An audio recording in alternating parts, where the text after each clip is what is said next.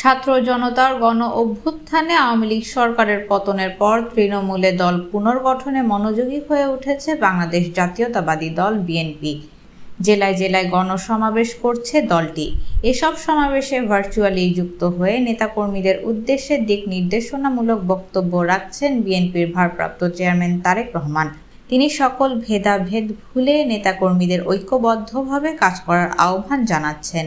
এদিকে সহযোগী সংগঠনগুলোকে সারা দেশে সক্রিয় করতে যৌথ কর্মী সভা করছে যুবদল, স্বেচ্ছাসেবক দল ও ছাত্রদল। এজন্য ৩ সংগঠনের শীর্ষ ৫ নেতার সমন্বয়ে ৩টি টিম গঠন করা হয়েছে। এই টিমের সদস্যরা সবকটি বিভাগের কর্মী সভা করবেন। কর্মী সভা থেকে নেতাকর্মীদের সংগঠিত হয়ে স্থানীয় বিএনপির হাতকে শক্তিশালী করার তাগিদ দেওয়া হয়েছে। বিএনপি সূত্রে জানা গেছে, আওয়ামী লীগ সরকার পতনের দাবি নিয়ে চলতি বছরের শেষের দিকে আন্দোলন করার পরিকল্পনা ছিল বিএনপির। দলের শীর্ষ নেতারা সেভাবেই প্রস্তুতি নিচ্ছিলেন। তবে তীব্র ছাত্র আন্দোলনে সরকার পতনের পর পরিবর্তিত পরিস্থিতিতে ভিন্ন কৌশল অবলম্বন করছে বিএনপি। দলটি এখন আগামী জাতীয় সংসদ নির্বাচনকে লক্ষ্য নির্ধারণ করে মাঠ গোছাতে ব্যস্ত হয়ে পড়েছে।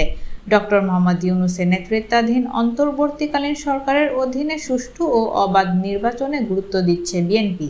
সেজন্য রাজনৈতিক মিত্রদের ধরে রাখা, কূটনৈতিক সম্পর্ক ও সংগঠন শক্তিশালী করার পাশাপাশি নেতাকর্মীদের আরও জনবান্ধব হওয়ার নির্দেশ দিয়েছেন তারেক রহমান।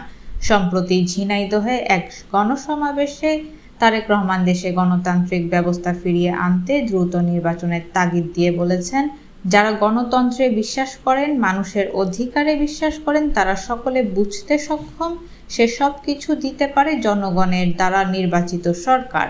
আমাদের যদি এই বিষয়গুলো খেয়াল রাখতে হয় তাহলে নির্বাচিত সরকারের বিকল্প নেই। আগামীতে সরকার গঠন করতে হলে তৃণমূলের নেতাকর্মীদের ঐক্যবদ্ধ হয়ে কাজ করতে হবে। বিএনপি নেতারা জানায়, গত 18 বছর যাবৎ বিএনপি রাষ্ট্র ক্ষমতার বাহিরে রয়েছে।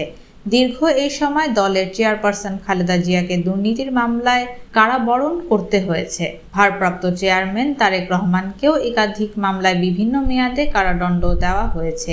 এরপরও যুক্তরাজ্য থেকে নেতৃত্ব দিয়ে বিএনপিকে ঐক্যবদ্ধ রেখেছেন তারেক রহমান।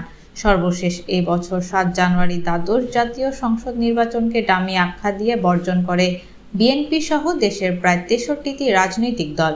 এ সিদ্ধান্তকে তারেক রহমানের দক্ষ ও যোগ্য নেতৃত্বের প্রতিফলন বলে মনে করেন তারা। তবে বিগত সরকারের বাধায় এতদিন দল গঠনে কাজে হাত দেওয়া যায়নি বলে অভিযোগ করেন বিএনপি নেতারা। তবে এখন নতুনভাবে সারা দেশে বিএনপিকে গতিশীল করার উদ্যোগ নেওয়া হয়েছে।